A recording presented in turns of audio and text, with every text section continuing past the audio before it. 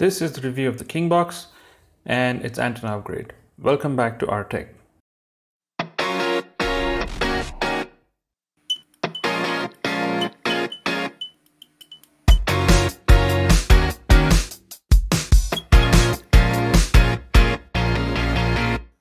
So the Kingbox now comes with the S912 processor. This one particularly has the 2 gigs of RAM and about 16 GB of storage. Has a nice display in front, built like a nice stealth box. It's a slightly older version than you get right now on Amazon, and it has very good build quality. It's got the SD card slot, it's got 2 USBs, 1 HDMI, Ethernet port, an AV out in the form of a headphone jack, optical out, and a power source input.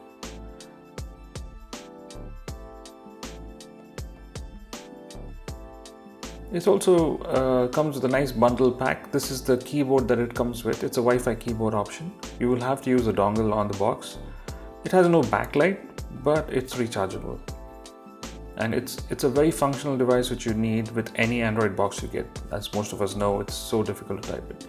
Anyway, so I switch off the lights. I just wanted to see if it works well in low light, and it's reasonably okay. If you have a little bit of light, you can actually manage.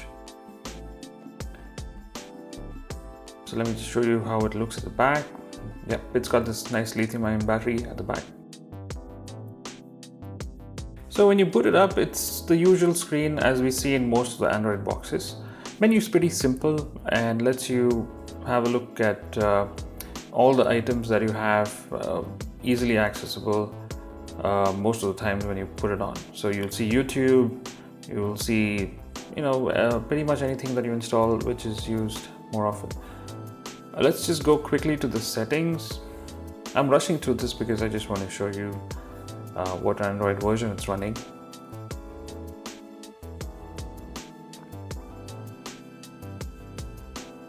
And this one has a dual band Wi-Fi, so that's a really good thing. It did have some signal issues, but we plan to fix that at the end of the video. So if you want to skip to looking at the antenna upgrade, you can just skip the video a bit. So right now I'm just showing you some of the apps that are already installed on it. It's got Kodi, it's got Netflix. Okay, let's go ahead and quickly open one of these apps. So I'm opening YouTube. Loads pretty okay. I'm just going to select any video randomly.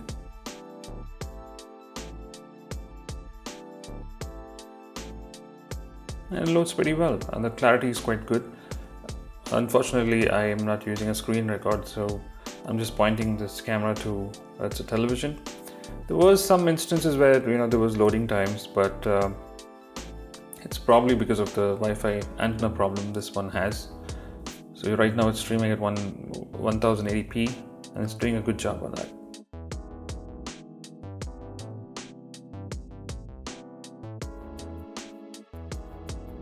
Just trying to see the seat time. Yeah, this is actually a 30 Mbps connection, and there is a little bit of streaming time. And now let's get to the interesting bit. Let's open this up and trying to show you what it is made up of inside. So yeah, this is a simple PCB board, and it has all those small little components that make this box such a wonderful thing to use with any kind of output device. And this device also has a coaxial cable that connects it to a small paper-based antenna that's stuck at the inside of the box.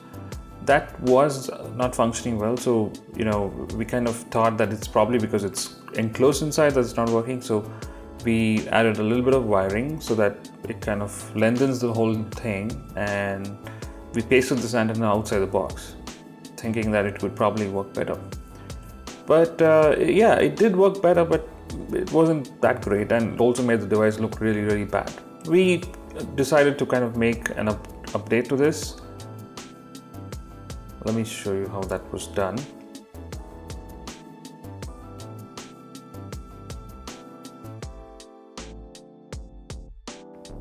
Okay, but just before that, I want to show you how dirty this thing looked with the antenna outside. So it was just hanging like that, and we just made a small groove in the side, and it was pathetic. So to open the box, you have these small rubber pads at the bottom which you need to pull out, and then you just use any kind of star screwdriver, then it's going to open up very easily. And inside you'll see that the board is actually kept upright. Rather, it's actually facing downwards, and everything is actually below. So the cooling is actually happening from below the device. So just make sure that those vents are not blocked. So I'm going to quickly remove these screws.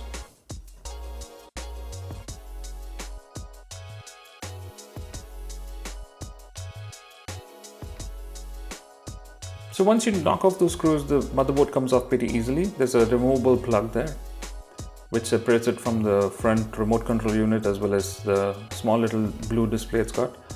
So once this unit comes off, it's much easier to work on. Of course, this is the second time we're actually opening it, but it's a very simple thing to open up. And it's a pretty sturdy board, so it's not that something's going to get spoiled once you open it. We also did another video on another box which we opened, and that had a similar structure too.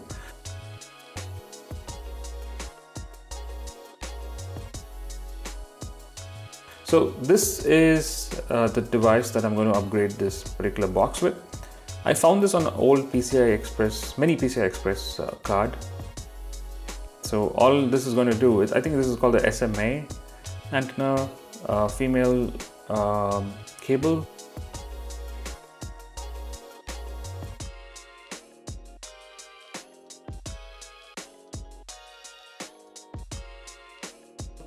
So I'm going to solder this thing onto that board so that I have this as a base.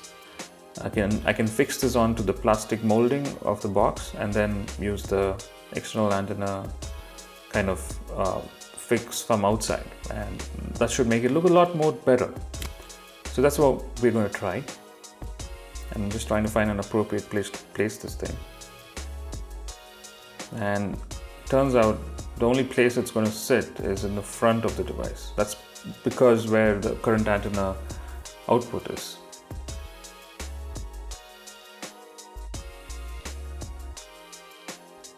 Okay, to take you through how this antenna thing works, it's very simple. It's just a small coaxial cable which you see in the background. I mean, right now if I strip this wire, there'll be a small little shielding along with a wire which is running inside with another insulation on it.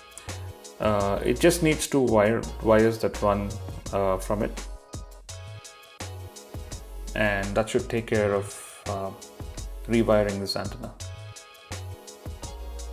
So I'm going to drill a small little hole there and just put this clamp there so that it can hold the external antenna from outside.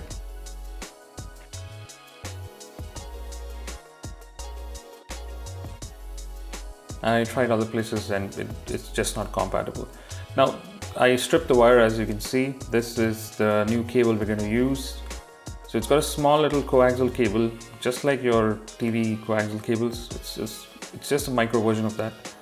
I first wanted to actually kind of solder this directly onto the place where the antenna outputs are actually there, but unfortunately, since we already did some soldering and I thought it's probably going to destroy that area, I just thought, let me just join it to the existing two wires. I'll shorten that and just join it.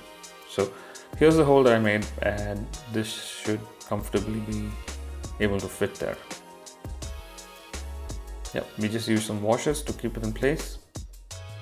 It's not perfect, it's just functional.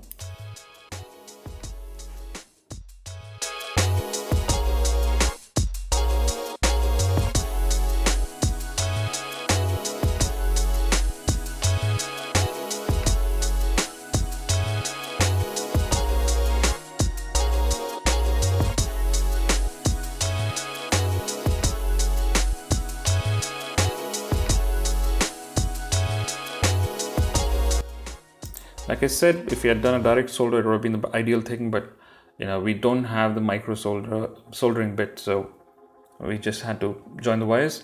I used a little bit of nail polish so that there's no shortage, there's no shorting of the cable. It's a quick fix solution. We just thought we'll not use tape because it's just too cumbersome and looks too sticky inside. So we just thought we'll just paint the whole thing.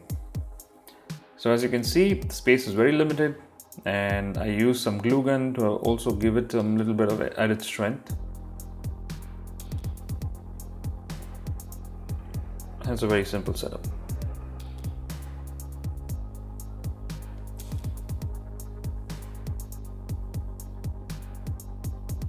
I'm going to add the washer.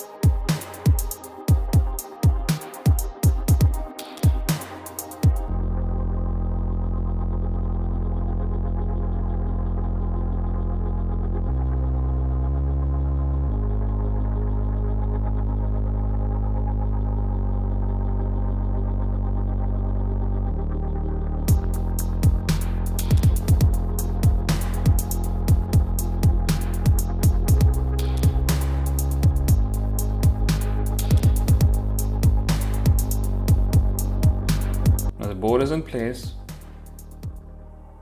I'm also going to check if the antenna will hold.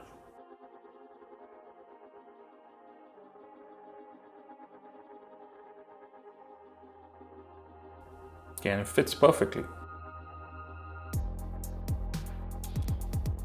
It fits perfectly. It may look a little odd because the antenna comes right in the front, but yeah, this is an old box, and its functionality is more important than the way it looks, because I think that's what everybody wants. We want something to play without streaming and have good network connectivity. So that's the antenna upgrade we did on this little box. So this is connected to a projector, and when we first tested it, we did see that the signal was actually working fine.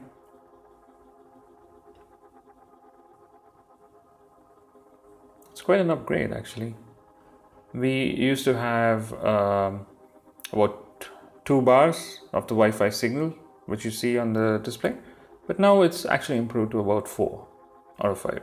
And to put things in perspective, the router was actually kept 2 rooms away, so that's pretty far.